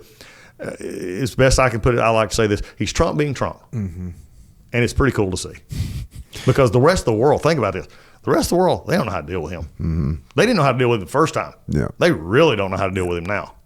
And, Putin's about, in these others where he's really working it hard. I mean, he's trying, but I think they're going to push a button, and it just gets him to the point to say, look, I'm going to put us first. And he said, I'm going to make sure our folks are protected. And he said, I'm going to make sure the world understands who we are. So once Trump wins, do you already know? Do you have a foresight of that you're gonna be put in this position? No, a little bit. I mean, we had talked, and like I said, he had said, "Well, I want you to come out because there was always a discussion of me running for another office." And I said, "Well, sir, I want to help you any way I can." He said, "I just want you to come to me." I said, "Sir, fine. You win, we'll talk about it."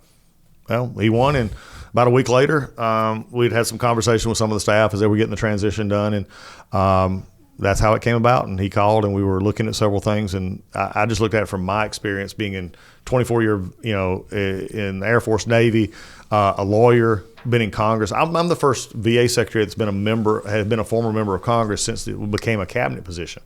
That's, to me, is vital because I understand what happens on Capitol Hill. You understand how the sausage gets made. Oh, you better believe it. And I know how we're working. And, and I've had some contentious hearings in my confirmation hearing and stuff, but I'll go back and forth with them. And I've made it very clear, you're not going to lie about the VA.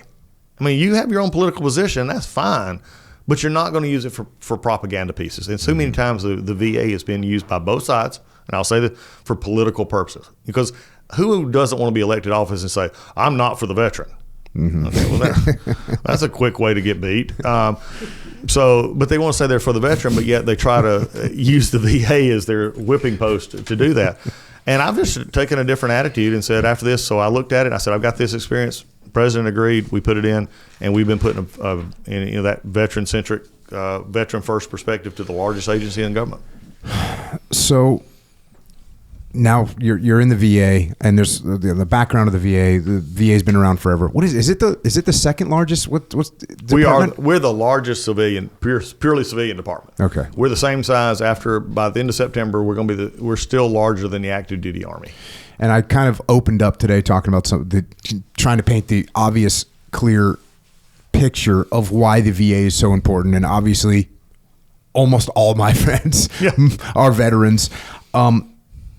We got in the VA, it's disability compensation and pension payments. It's comprehensive health care, which includes mental health, long-term care, nursing homes, telehealth services, counseling, mental health services, crisis support, prescription drugs, rehabilitation services, education benefits, home loan guarantee, VA loans, outstanding, life insurance programs, burial and memorial benefits, support for family caregivers.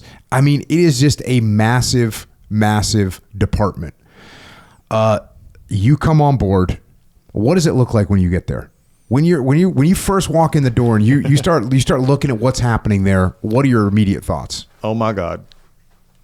That's really that first, really, because I was starting to learn a little bit, because you have to go through confirmation. So I had to start learning about the department, even though 60% of my caseload as a congressman was dealing with VA issues. And I had dealt with it with Johnny Isakson when he was chairman of the VA committee in the Senate. And he was a dear friend of my senator from the home state. But you began to look at the scope and scale of this. The hospitals, we have 170 VAMCs, 170 hospitals. We have 1,200 clinics. We're the biggest healthcare system in the world, especially the U.S. And so we deal with that. That's a massive organization, 380,000 people or more. Then you got our benefit side, which deal with everything that you just touched on, from actual disabilities and compensation to VBA also handles your home loans, your student loans, the GI bills, those kind of things. And then you have our cemeteries, which is our smallest of our group, but to me is one of our most precious that we have because of what we get to do. In fact, I was just here yesterday, spent some time out at Rosencrantz, and went by Mike and laid a coin yesterday. Thank you for doing that. At his site. And but I looked at it, what I began to see, and I started having these meetings and get the picture. And if you ever have a chance, I'd love for you to come see my office. I'll show you where this was. And we sat there, and these cars come in and saying, well, sir, here's what we're doing. And they would come with you with questions. And I wasn't raised in the VA. It was not so the sense, because I see it from the outside. So I just ask questions as an outsider would ask questions. And so my favorite line, and it still is to this day, and I talk about it all the time, I just ask why. They'll say, well, here's what we're doing. And I'll say, why? And they try to move it. I said, no. Explain to me why we do it this way. I said, it may be perfect. I said, but just explain to me why. Couldn't explain it. A lot of times they just couldn't explain it. Or then I would get this. Well, it's statute. We just have to follow the statute. Well, I was in Congress for 8 years. And where those statutes come from. I know a lawyer. So I said, well, show me the statute. And I said, I would love to see the statute. And I said, if we need to change it, I'll go to Congress and we'll work on changing it. I said, but show me the statute. Well, it is policy and procedure. I said, a regulation. I said, now we're getting somewhere. I said, statute, I have to work with Congress. That's law. I said, we're going to follow the law. Mm-hmm. I said, but policy and procedures, regulations, that's me. Mm-hmm. That's us. That's called a pen. I said, if we're doing something we don't need to be doing, and we're doing it in a way that's counterintuitive to our mission, I said, we're going to change it. And so that's what we've done so far. What happened was, and if you think of it in silos, is really truly siloed to siloed. We see this in the military, unfortunately. It's where we get in trouble when we have siloed missions. Mm-hmm. Yeah, sure. Our health mission became very siloed because it's the largest. Okay, so they just developed their own procedures. They developed their own protocol. Every hospital thought they were a startup. I've had to fight this from day one. I remind them, if you have VA on the side of your building, you're not a startup. You're not by yourself, and you will not act like you are. Why are we wasting the possibilities of 170 hospitals being standardized to actually do stuff the right way? Jocko, I was amazed. I had a young man tell me one day, he was amputee, told me he was getting a treatment in one facility and moved to another facility across country, and the facility he moved to told him, the VA, we don't do that. He said, I just came from a facility. This is where this was done. Oh, well, I don't care. We don't do that. It's like, this is what we faced. Something's wrong. So yeah, something's wrong in this picture. Somebody pull the ripcord because there's a problem here. Mm-hmm. This is what we saw. So I saw a lot of people want to do good work, but the problem was, we've always done it that way before. I think that's the old Baptist preacher in me now that didn't tolerate that at all. Well, we've always done it that way before. So what? We added in 10 years, so 15 to 25, we added over $100 billion or more in budget and over 100,000 people. And you know what's happened to our, quote, metrics? Service all levels. went the wrong way. Mm-hmm. All went the wrong way. By the time I got in, and we had 260,000 in backlog disability claims when I took office on February 5th. That means they're over 125 days. And some were a lot longer than that. And I said, we put a tag team on it. We put overtime in it. We put other people. We're now under 150. Did that in less than 4 months. I mean, it's just a matter of what gets measured gets done. Yep. And we looked at I just got a report on our VHA system in which we started putting stuff like best medical interest. So if a member comes in and they say, look, I would rather go to my cardiologist it's close to my home or it's just in town. I love you at the VA. I'm going to get other care here, but I want to go there. Then the doctor can simply say, yep, we're going to send you over there, and it not have to go through another doctor or anything else. So look, and I'm going to say this because here's the thing. I'll guarantee you what's going to happen is when this comes out, you're going to see in the comment section, secretary's full of crap. I went and it was awful. I couldn't get this. Bear with me. Some of them are not going to like this because I don't put the VA, the organization is not, we're a service organization designed to help veterans. We're not an organization designed to help ourselves. And you may have had a bad experience, and I understand that. You may have still had a bad experience. Well, comment on there, because here's an interesting thing. You talked about earlier me coming into this position, I had a very high profile. I'm one of the highest profile social media and others that's ever served in this position. I could probably give the names of others, and they were great people, but nobody would know them anywhere. So what we found out early on is when I posted on social media, Twitter, Instagram, these others, we were having massive response because I had a huge, large following. So we have now put internally a group that actually reads those comments, and we have actually started doing constituent and reaching out to these folks. We don't encourage that because we may miss one, but we're actually doing this to say, look, we want to get better. Okay. You may say that we're not moving fast enough. You may say it's easy. Well, we're 450,000 people, 170 hospitals. I'm trying to get across to every one of them as we do this. Give us some time. If you got the feedback, let us know. We're willing to take feedback, and I'm willing to make changes. But as we go through this, I'm also having to take an organization that has been very adept at doing it the way they wanted to do it. So they had no problem in not having extended hours. I've implemented a program in which we've added almost 1,200,000 extra hours of service in just the last few months at our C-Box, because we're actually keeping some people late. We're opening on weekends. That gives our younger veterans a chance to get there. We're listening. The best medical interest stuff, get you out to where you need to go. We're looking at holding our doctors accountable in the community to get the stuff back so that we can make sure we're not the simple things that take so much time. We're saying let's take those out. I'm getting to the point now, and some are not as happy about this because they're invested in how they do it, but others are getting onto it, is if I've of the opinion that no veteran who's earned a benefit should have to have anybody to help them get that benefit. In other words, the paperwork should be simple enough, the process should be simple enough that they can get the benefit that they've earned. Instead of having to go to somebody else and say, I don't understand this, I'm not. We actually have a form. It's still in our form, and I'm trying to get this out, but it's still in there on disability claims that actually asks for the person's military history, where they had served and everything else. I looked at this. I said, "This is the dumbest thing I've ever seen in my life. All I need is your name, your social security number, and your DD-214 number, or even just that. I can pull your entire record. I can know everywhere you've been." Yeah. Why am I making them fill that out? Because we just thought it would be good to ask. Well, I don't do that anymore. So like I said, for those out there who look, we're a healthcare system, and this is one thing I want to emphasize to all your listeners. Congress put metrics out there, and we hear this all the time. You hear about wait times. You hear about these others. We're the only healthcare system in the world that measures wait times. And it's because Congress, and I was there when we did this Mission Act and everything else, it was because we were having issues in Phoenix and others where people were getting, wasn't getting scheduled appointments. So we said, how do we get a handle on this and make sure, okay, so if you don't have an appointment within 10 days, you can go to the community. Well, I'm sort of redoing that altogether, so we're not really worried about it.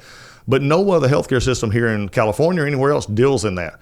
It's just something we can look at, but it also gives a false reality of what the VA can look like. You could have great wait times and terrible quality. So I'm trying to get us back to a standard of quality being the metric, not the wait times. We're going to continue to get you in as quickly as possible. But also I need you to know, and again, you'll hear from it because I've already seen this enough. They canceled my appointment last week. Well, guess what? I'm in private healthcare, and my doctor canceled my appointment last week. Because they get sick. They can't come in. They got overbooked. They had to go on a trip. We're a healthcare organization. And now I have the media getting on me and saying, well, you have people leaving and you have doctors that, you need more doctors in certain areas. I said, yeah, have you done a story lately on the hospitals in town that they have doctor shortages as well? Well, they don't want to talk about that because it's easy to get on the veteran because it's a heartstring issue.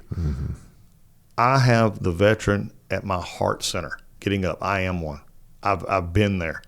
There's nothing I'm going to do that's not going to be focused on getting them what they need. But also, I'm also tired of a society that looks at veterans as victims. We're not victims. I may have people, and I've met so many, they may have lost legs, arms, everything. They're not victims. They're just now empowered to do it in a different way, and we're going to help them do whatever we can. So that's my philosophy, and it ruffles some edges. And, people say, oh, you're killing morale. No, we're just getting back to doing what we're supposed to be doing. And I love every one of my VA employees. I want them to be the best they can be. But we're also going to have standardization. We're going to do it the same way. The calisthenics run the same way everywhere. And that's, but when you've not had that, it's been a situation in which we've had a system that was good. And I never will detriment, but every system can get better. And every organization that's not looked at itself. I got you one, because I know you do organizational stuff and everything. Mm-hmm. Did you realize that the first week that I got there, I asked for how many employees we had? It took a week and a half for them to tell me. Dang. And right now, a big headline came out about a week ago because we're doing organizational charts and manning documents. Mm-hmm. Okay, just think about what I just said. Mm-hmm. Manning documents. I've been 8 months in. We're doing this. It got leaked to the press and said, oh, there's organizational change manning document. Yeah, I'm doing a manning document. Tell me any company in the world that doesn't have a manning document. I come from the military side. I was at Africa headquarters for chaplains. I could tell you where every billet I had. I could tell you who was assigned to that billet, who was in that billet, who was coming out of that billet. And I go to the largest healthcare system in the world, and you can't tell me a manning document or a chart. That's how bad it was. So you ask, that's where it was. We're moving forward. Well, change is coming, and change has come today for us because I know you got called back to D.C. and we're short on time. We got to get you on a flight out of here. Yep. So any other closing thoughts before we get you out of here? No, John, I appreciate what you're doing. And just telling everybody, one of the things is, and I emphasize this always, especially those, if you're listening to this and maybe you're out there somewhere and you think you're alone. You're not. Okay, don't ever think you're alone. And I'm calling on all veterans, and I know the folks who listen to this podcast. It's amazing how we had a camaraderie when we were in, and we seem to forget it when we leave. Those battle buddies, wingman, those folks. If somebody's on your heart and you hadn't talked to them in a while, text them, call them, do something. Because right now we're losing 17 or more today to death by suicide. Many of them, as you started off this whole thing, we're trying our best in the VA to get them as help. Many of them as help, but a lot of them are never going to ask for help. They're just looking for a buddy. They're just looking for someone to listen. And all I ask is that we all work at this together going forward. I'm going to do everything I can for the VA, and the VA is going to work for veterans, and we're going to do it across our board. And nobody ever question, if they want to question my belief, fine, but I just say prove it because I'm working at this every day. But we've all got the part to play here. And the VA is no longer going to be we're going to make it better and we're going to do that. No, the VA is going to be the best we can be. Our standards are going to be high. And I'm not going to let anybody, if we're doing it wrong, I'm going to fix it. But if we're doing it right, I'm going to fight you with it because I'm not going to let anybody because when I see so many of this happening and they start lying about what's going on, I tell them, don't think about the situation that you're lying about. Think about the person who hears this. It's a veteran out there. That 60% of our veterans who have death by suicide have never had contact with the VA. And I said, if you keep telling them that the VA's bad or you keep telling them this and you don't go follow up with the right answer, then they're going to stay away. And if you keep doing that and you're lying to them and scaring them, then you're part of the problem. And so for me, it's just about putting it all together and saying, let's take this time, let's make this work, because we have men and women who want to serve this country, who raise that right hand. They've earned the benefit. Our country said we're going to do it. Well, by God, we're going to do it. Indeed. Well, thank you so much for joining us. Thanks for your service in the Navy. Yeah. Thanks for your service in the Air Force. Yeah. And thanks for what you're doing today to take care of our veterans. Much appreciated. Thank you. Jocko, appreciate it. And with that, Secretary Collins has left the building. And as I mentioned during the podcast, he got called back to Washington, D.C. Surprisingly, or whatever is a surprise to them, they got called back to D.C. with some project or tasking or something like that. So unfortunately, couldn't stick around very long. But great to have him on. And just FYI, he mentioned his social media and that they're actually doing stuff with their social media. So there's a couple things to find Secretary Collins himself. He's on Twitter X at SecVetAffairs and at Rep Doug Collins. So That's where he is. So it kind of has two. And then same thing with Instagram. He's at Sec Vet Affairs and then at Doug Collins GA. I think I'd focus on the at Sec Vet Affairs since that's his current job. And then for the VA itself, on the interwebs, va.gov. And then on Instagram, Twitter, X, and YouTube, it's at DEPT, D-E-P-T, Vet Affairs. And then on Facebook, it's U.S. Department of Veteran Affairs. So there you go. And as I mentioned, they're paying attention to that social media. So if you need to pass some word and whatnot, then that seems like a place to do it. And, as he was leaving, we'll try and get a chance to get him back on here and discuss some more of this stuff in a little bit more detail. I had a bunch of topics we were going to cover, but we just ran out of time. So it's the way it goes sometimes. But one thing we do know is this: your mind and your body are attached. And that was one of the things that, we really didn't get to it, but it's one of the things that I wanted to talk about. Just your mind and your body are attached. And if you're strong in your body, there's a decent chance you'll be strong in your mind. And so doing things like training is very helpful.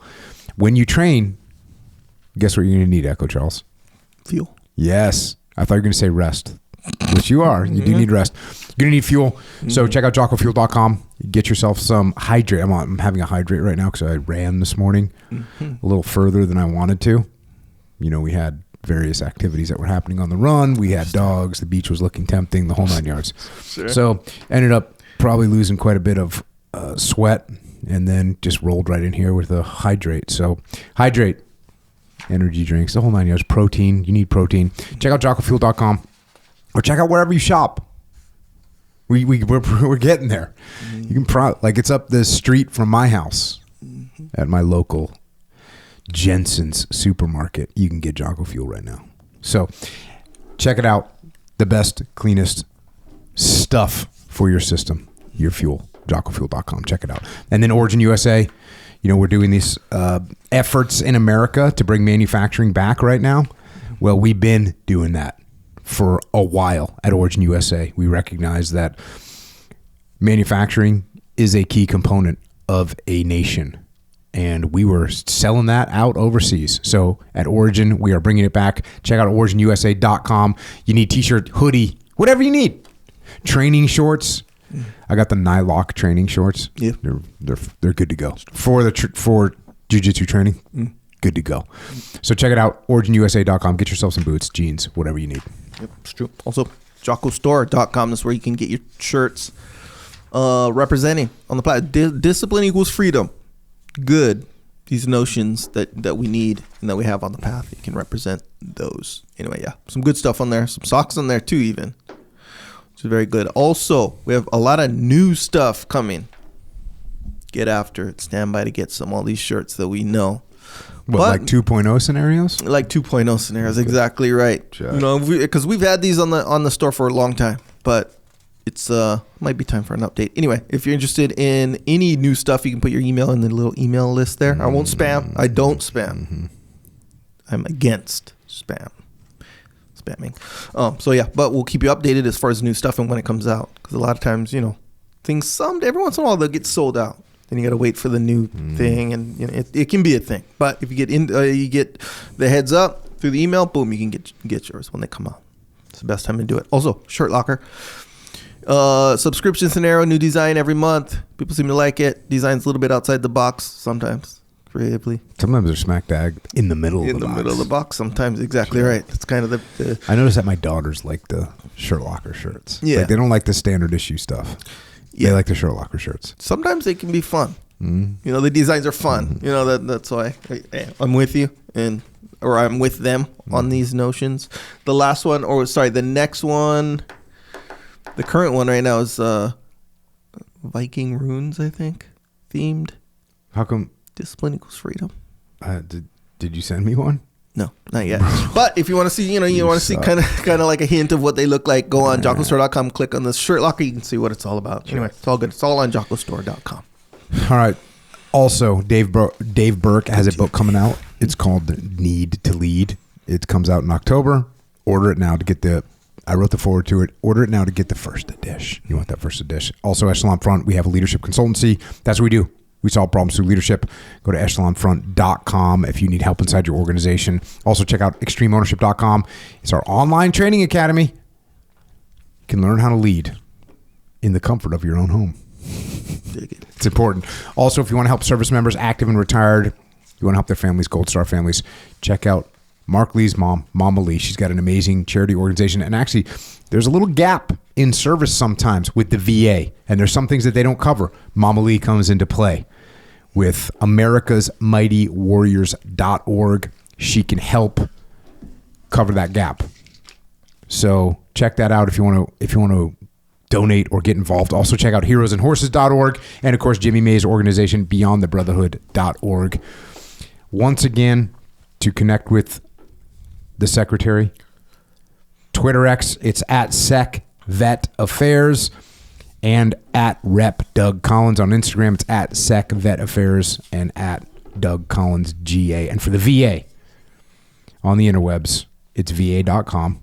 And then Instagram, Twitter X, YouTube, at Department DEPT Vet Affairs. For us, you can check out Jocko.com. And then on social media, I'm at Jocko Willink and Echo's at Echo Charles. Just be careful because there's an algorithm there. And you don't want to spend all your time in that algorithm. And you also don't want your main place for action to be posting stuff. That's not what you want to do in your life. So just be careful of the algorithm. It's there. Once again, thanks to the Honorable Doug Collins for joining us. Thanks for your service in the military. Thanks for your service in the government. Thank you for your service as the Secretary, taking care of our veterans. We appreciate what you are doing. And thanks to all of our military around the world, active duty, and our veterans. Of course, thank you for your service, for what you are doing right now, and for what you have done. And also thanks to our police, law enforcement, firefighters, paramedics, EMTs, dispatchers, correctional officers, Border Patrol, Secret Service, as well as all other first responders. Thank you for your service protecting us here at home. And for everyone else out there, whether you're a veteran or not, you are possibly, likely in one of these three situations. Maybe you're doing okay and you got things handled. And that's great. Stay on the path. Maybe things are going well for you. And if things are going well for you, then maybe you have the capacity to help others. And if that's the position you're in, where you got a little capacity, well, then you know what to do. Help some other people out. And then you also might be a person who's in a spot right now where you need some help. And that's normal.